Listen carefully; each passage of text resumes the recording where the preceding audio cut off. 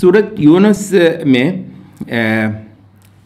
زندگی کی یہ جو دنیا کی زندگی ہے اس کی حقیقت کی طرف توجہ دلائی گئی ہے، اور وہی نے آ کر ہم نے جو کہا نا کہ امید کے کچھ غیر معمولی دریچے پا کر کے دیے ہیں، تو اس کا بھی ہم کو سمجھ آتا ہے۔ تو بڑا ایک خوبصورت مقام ہے سورۃ یونس کا، انما مثل الحیات الدنیا کماء انزلناہ من السماء۔ یہ دنیا کی مثال تو یوں ہے کہ جیسے ایک بارش ہم نے آسمان سے برسا دی ہو، فاختلط بہ نبات الارض، تو ہریالی جو ہے زمین کی اس کے ساتھ بالکل یکجا ہو گئی ہو، یعنی کمال سرسبز و شاداب ایک میہ کی وجہ سے زمین ہو گئی ہے۔ مما یأکل الناس والانعام، جو انسانوں اور چوپایوں کا سارے کا سارا جو غذا ہے اس پر کھڑی ہے۔ حتی اذا اخذت الارض زخرفها، یہاں تک کہ زمین کے بن سنورنے کی حد ہو گئی، زمین کا سنگھار پورا ہو چکا ہے۔ وزینت، پوری طرح زمین مزین آپ کو نظر آتی۔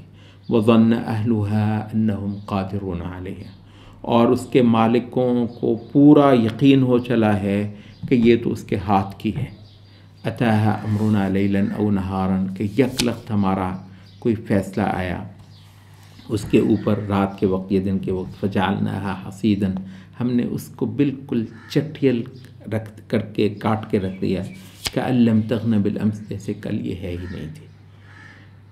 یہ مطلب آپ ذرا تصور کریں، ایک انسان، سبحان اللہ، دیکھیے یعنی ایک انسان جو اس جہان سے جاتا ہے، کتنے ارمان لے کر یہاں سے جاتا ہے، وظن اہلها انہم قادرون علیہا، یعنی ہر بندہ ہی کہتا ہے کہ یہ تو میرے ہاتھ کی ہے، لیکن یہ ہے کہ بالکل ویران اور اجڑ کے رہ جاتی ہے۔ یہ مطلب ہر چیز میں سبحان اللہ بندہ غور کرے تو بخدا اس دنیا کی یہ پچھلے دنوں ایک ہندوستان کا ایک اداکار مرا، وہ کسی قدر جوانی میں جسے آپ کہتے ہیں، تو مطلب وہ دنیا سے گیا، یعنی اس نے جس حسرت سے کچھ لکھا ہے کہ میں تو پتہ نہیں کیا کچھ کرنا چاہ رہا تھا، یک لخت مجھے جو ہے وہ ٹرین کا جو ٹکٹ چیکر ہے وہ آیا اور کہنے لگا کہ جی ابھی آپ کا اسٹیشن آ رہا ہے۔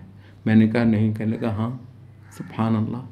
تو مطلب یہ یعنی یہ انسان کو یا تو خواہشیں دی نہ ہوتی، یا تو انسان کو ارمان دیے نہ ہوتے۔ سبحان اللہ، وہ ہستی اس نے کو ارمان سے ارمان دیے ہیں، کوئی خواہشیں سے خواہشیں دی ہیں، کوئی طلب ہے اس انسان کی۔ اچھا اس کے بعد پھر کیا ہے؟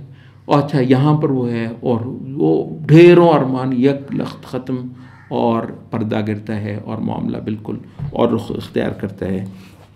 کذالک نفصل الآیات لقوم یتفکرون، دیکھو ہم تو اسی طریقے سے آیات بالکل کھول کے رکھ رہے ہیں سوچ بچار کرنے والے لوگوں کے لیے۔ اب اس کے بعد جو آ رہا ہے واللہ یدعو الی دار السلام، اب اللہ کی باقاعدہ انویٹیشن آتی ہے تم کو دار السلام کی طرف۔ کون کون لبیک کہتا ہے، مطلب دعوت ضیافت خدا دیتا ہے، کہتا ہے سلامتی کا ایک گھر میرے پاس ہے، دکھوں کا یہ گھر، حسروں یعنی دنیا کو، مطلب ہم نہیں کہہ رہے، بخدا کسی بھی انسان کو جو اس کا بار بار صرف اس کا جو اینڈ ہوتا ہے نا، ڈراپ سین جو اس جہان کا ہوتا ہے، ہر فرد کے حق میں صرف اگر اس کو دیکھ لیا جائے تو اس کو جو لفظ شاید کوئی بھی دے وہ کیا ہے، حسرتوں کا گھر۔ تو بھئی اس حسرتوں کے گھر کے مقابلے پر اللہ کے پاس ایک تمہارے لیے دعوت ہے، واللہ یدعو الی دار السلام، وہ سلامتی کا گھر ہے، دکھ درد تکلیف سے بالکل پاک۔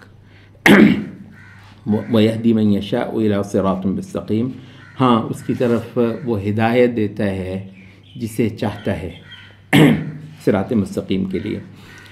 لِلَّذِينَ أَحْسَنُوا الْحُسْنَىٰ وَزِيَادَةٌ، جن لوگوں، یہ جہان کیا ہے، یہ دنیا، اب اس کی اصل جو اسلامی ڈسکرپشن ہے وہی نے جو کی ہے وہ اب بتا رہے ہیں۔ وہ کیا ہے کہ اس جہان میں دراصل تم آئے کیوں تھے؟ دراصل اس جہان میں آئے تھے کوئی نیکی، پاکیزگی، حسن جو ہے خیر کی کچھ شے اگلے جہان کے لیے یہاں سے لینے کے لیے آئے تھے، تم اور کاموں میں لگ گئے ہو۔ للذین احسنوا، جن لوگوں نے عمدگی کر لی، جن لوگوں نے حسن پیدا کر لیا اس جہان کے اندر، ان کے لیے اگلے جہان میں بھی حسن ہی حسن ہے، ان کے لیے خوبصورت سے خوبصورت اشیاء ہیں، وزیادہ اور اس کے اوپر کچھ، کہتے ہیں یہ دیدار خداوندی ہے۔ یعنی جو تو آپ نے عمدگی کی، جو خیر کے اعلیٰ رویے آپ نے دکھائے، جو کہ اس دنیا میں آنے سے اصل مطلوب تھا، اس کے بدلے میں ڈھیروں خیر خوبی آپ کو وہاں پر دے دی گئی، لیکن یہ کل نہیں ہے، یہ اس سے بڑی یہ ہے کہ، اور یہ سب سے بڑا نفس انسانی کے اندر کوئی سوال ہو سکتا ہے تو وہ اس کائنات کے بنانے والے کے متعلق ہے۔ اچھا، ہم نے پہلے بھی کہا تھا کہ اس کو پانا اور اس کو دیکھنا اور اپنی پوری تشفی کرنا اس کے حوالے سے، کائنات کو بنانے والے کے حوالے سے، ان ساری نعمتوں کے مالک کے حوالے سے۔ اچھا، یہ سارا کچھ جو ہے، یہ انسان کا جتنا تجسس ہے اور جتنی چاہت اور چاؤ ہے، یہ پورے سارے کا سارا پورا ہونا ہے تو حق، لیکن یہ کسی فرمائش کے تحت نہیں ہے، بلکہ یہ عطا ہے۔ مطلب وہ کہتا ہے یہ نہیں ہے کہ اچھا مجھے دکھاؤ، تو یوں تھوڑی وہ خدا ہے سبحان اللہ، یعنی تم کہو تو وہ یہ کر دے، تمہاری فرمائش نہیں، بلکہ یہ ہے، وہ کہتا ہے کہ ہاں اگر تم چاؤ کر لو نا میرا، اگر تم محبت کر لو مجھ سے اور طلب اور جستجو کر کے مجھ کو دکھا دو، تو پھر میں پردہ اٹھاتا ہوں۔ وہ نہایت پر لطف ہے، وہ بندگی کا، وہ عبدیت کا دیکھنا ہے۔ او بھائی، اس کو دیکھنا بندگی کا، عبدیت کا، محبت کا، وارفتگی کا ہے جس کو عطا ہوگا۔ بخدا اس کے علاوہ اس کو دیکھنا سوال ہی پیدا نہیں ہوتا کسی کو نصیب ہو۔ تو اتنا بڑا سوال تھا میرے اندر، اس کا کہتا ہے للذین احسن الحسنی وزیادہ، وہ جو نیک رویے تم سے مجھ کو درکار ہیں، ان کا تو پورا پورا بدلہ بہت اعلیٰ اعلیٰ انعامات کی صورت میں وہ تو میرے پاس ہے ہی ہے، لیکن اس سے بڑھ کر کچھ ہے میرے پاس، اور وہ پردہ اٹھنا ہے جو انسان کی سب سے بڑی طلب ہے۔ وَلَا يَحْرَقُ وُجُوهَهُمْ قَتَرٌ وَلَا ذِلَّةٌ، ان کے اوپر جو ہے نہ تو ذلت اور نہ ظلمت، اندھیرا اور نحوست کے وہ جو پرچھائیاں ہیں جو اہل کفر کے اوپر پڑیں گی قیامت کے روز، وہ ان کے لیے نہیں ہے۔ اولئک اصحاب الجنہ، یہ اصحاب جنت ہیں، ہم فیہا خالدون۔ والذین کسبوا السیئات، رہے وہ لوگ کہ جو یہاں پر آئے اور بدیاں کماتے رہے، جزاء سیئۃ بمثلہا، تو یہ اس کے ان کے ساتھ بھی ایسا انصاف ہے خدا کا کہ ایک برائی کے بدلے صرف ایک ہی برا انجام، ایک ہی گناہ جو ہے ان کو دیا جائے گا، کیونکہ نیکیوں کے حوالے سے بتایا کہ 10 گناہ ملے گا۔ وترہقہم ذلہ، اور ان کے اوپر جو ہے وہ ذلت برسے گی۔ ما لہم من اللہ من عاصم، اللہ تعالیٰ ہی تھا جو بچا سکتا تھا، اللہ تعالیٰ کی طرف سے ان کو کوئی بچاؤ کی صورت نہیں ہے۔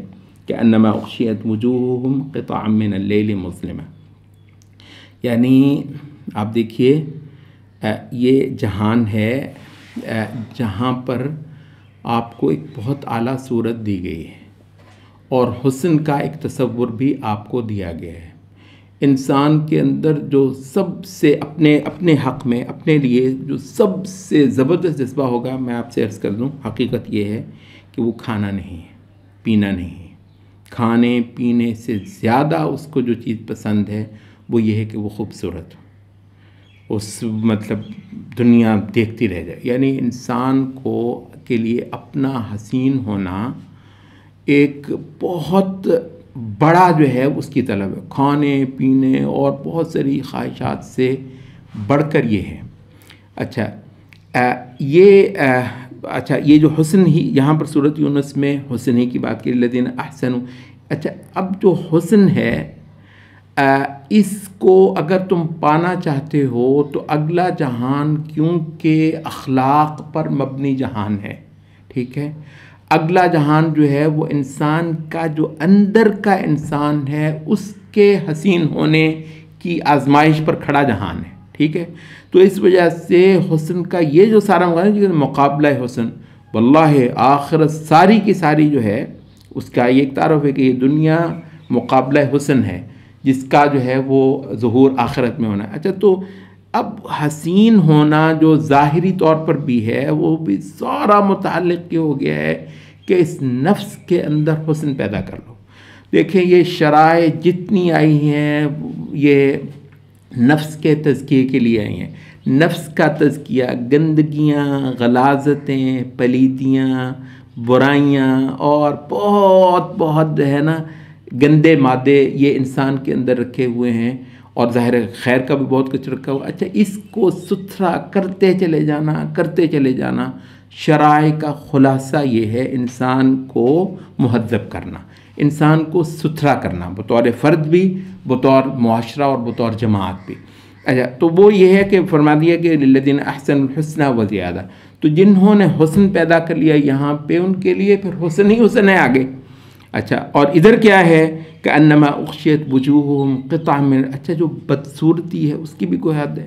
ایسی بدصورتی اور ایسا جو ہے نا وہ اندھیرا، ظلمت، روسیاہی جو ہے وہ برسے گی کچھ چہروں پر. اولئک اصحاب النار ہم فیہا خالدون، یہ ہیں دوزخ والے جس کے اندر وہ ہمیشہ کے لیے رہنے والے ہیں. تو یہ سورۃ یونس کے چند ایک مقامات تھے، لیکن اگر ہم آگے بھی دیکھیں خصوصی طور پر یہ اللہ تعالیٰ کا پھر جو خدا کا دامن تھام لیتے ہیں، اولیاء الا ان اولیاء اللہ لا خوف علیہم ولا هم یحزنون. اور اس کے بعد پھر کچھ قصے بیان ہوئے سورۃ یہ نوح علیہ السلام کے، کیونکہ سب سے بڑا لمبا اگر کسی کو مارکا پیش آیا ہے خدا کے دشمنوں کے ساتھ طوالت کے لحاظ سے تو وہ نوح علیہ السلام کا ہے. اس کے بعد سب سے بڑا کوئی ایک متکبر کردار ہے تو وہ فرعون کا ہے، جس کے مقابلے پر موسیٰ کو اللہ تعالیٰ نے اپنے اولیاء کی جو اللہ نصرت کرتا ہے اس کا ایک بیان ہوا ہے. اس کے بعد یونس علیہ السلام کا واقعہ بیان ہوا ہے. تو یہ ایک چیز تھی، لیکن اس کی جو ہے وہ اور یہ ہے وحی کے ذریعے سے جو اللہ رب العزت نے انسان کو شرف بخشا ہے کہ خدا کی اس کو ولایت حاصل ہو جاتی ہے.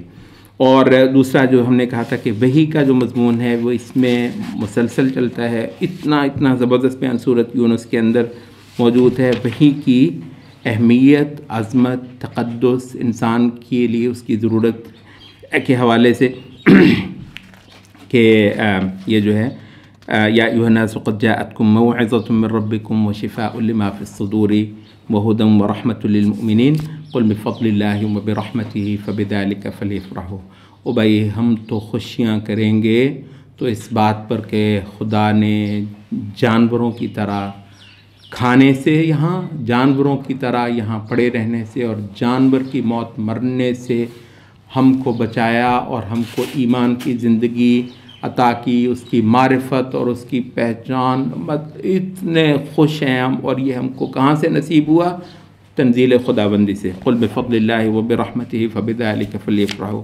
خوشی کی بات ہے اور مسرور ہونے کی بات ہے تو وہ یہ ہے.